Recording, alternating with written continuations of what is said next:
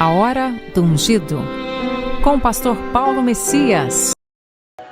Olá, meus amados irmãos e irmãs, a quem vos saúdo com a graça e com a paz do Senhor Jesus Cristo.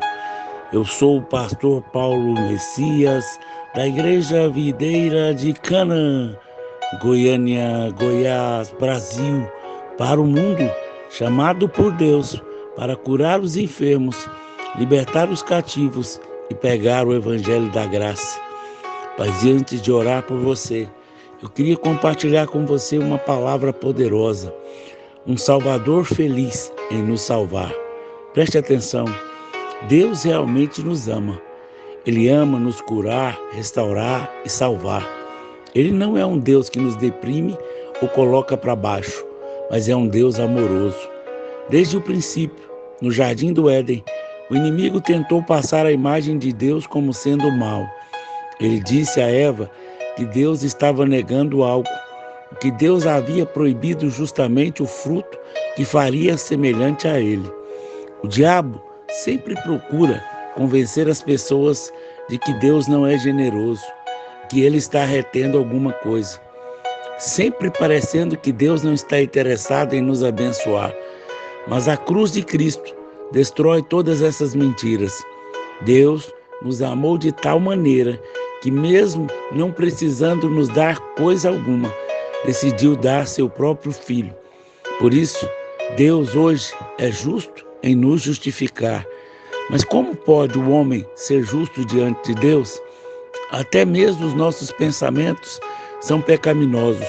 Como então o homem pode ser justo diante de um Deus com padrões perfeitos? Deus é santo. Deus é um Deus santo. As Escrituras declaram que Ele é justo em todos os seus caminhos. Se Deus negasse a sua santidade, todo o universo se desintegraria. Deus é santo e justo, mas a sua essência é o amor. Quando olhamos para a cruz, vemos que o nosso Deus se entrega, sacrifica e se dá por amor. Ele nos ama por causa de si mesmo, não por causa de algo bom que porventura haja em nós. Deus é bom, para conosco Ele é bom, mas não porque somos bons.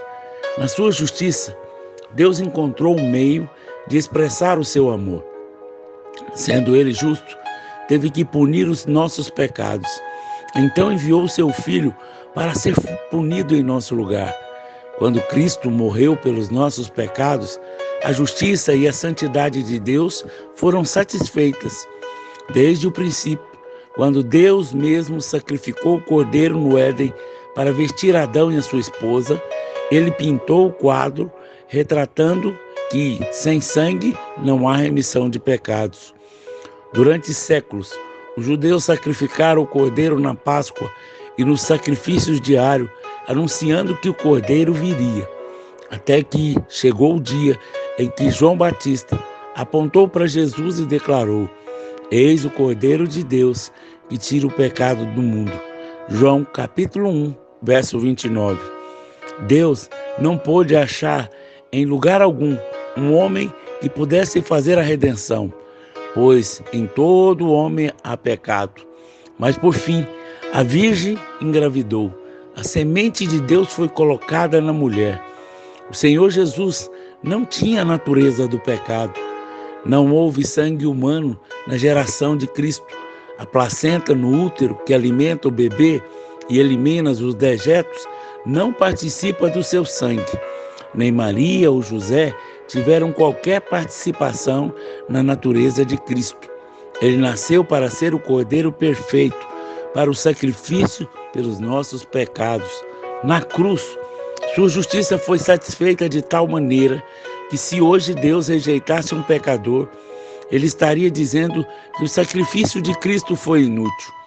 Ele teria que se desculpar com Cristo, mas Deus nunca pede desculpas pela simples razão de que Ele nunca comete erros. Da mesma forma, pela cruz, a justiça de Deus é grandemente realçada. Como um juiz, Deus nunca poderia deixar o pecado impune, mas em Cristo, Ele mesmo pagou pelo pecado em nosso lugar. Quando o diabo questiona um pecador que pode adorar como um filho, o Pai simplesmente aponta para a cruz. Ele diz que todo pecador deve morrer. O Pai simplesmente mostra a cruz. O diabo é um legalista que jamais poderá compreender a graça de Deus.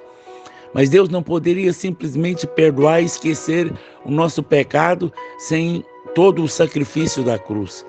Ele não poderia fazer isso, porque todo pecado deve ser punido. Graças a Deus, porque a punição dos nossos pecados foi completa na cruz.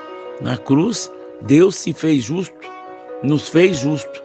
Se Ele não nos tratar como justo, quando vamos a Ele hoje, Ele seria injusto. Se fizesse isso, estaria dizendo que o sacrifício de Cristo foi inválido. Por isso é tão sério tentar justificar diante de Deus sem a cruz. Quando agimos assim, estamos desprezando o imenso sacrifício do nosso Senhor Jesus. Quando confiamos em algum tipo de justiça própria, desprezamos o Calvário e assim saímos debaixo do favor de Deus. Decaímos da graça e a cruz se torna sem nenhum poder sobre nós. Deus não nos declara justo por misericórdia ou compaixão, mas por causa da sua justiça. Uma vez que a penalidade do pecado já foi paga, ele deve nos declarar justo.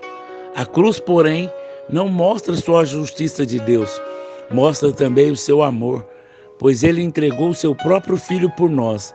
Na cruz, a justiça e o amor se encontraram. O amor não negou a justiça, e a justiça foi a prova do amor. Hoje, Deus é justo e nos faz declarar justo. Por outro lado, a cruz mostra também o quão terrível é o pecado. Foi necessária a vinda do seu próprio Filho para pagar a sua pena. Aleluia! Por isso, não ande debaixo de condenação. Viva uma vida debaixo do favor de Deus. Aleluia! Nessa hora, eu quero orar pela restauração dos casamentos. Casais que estão separados, mas eu creio na restauração. Eu oro pelo seu José Coutrinho, pela Guiomar, pela Rainara, pelo Everson, pelo Celso e pela Amanda, pelo Osmar e pela Eliane, pelo Ricardo e pela Érica, pelo Rubem Júnior, pela Aline Nogueira, pelo Tiago e pela Miriam. Eu oro também pelos casais que não podem ter filhos. Pela fé, eu profetizo que ainda esse ano Deus vai dar um filho a eles.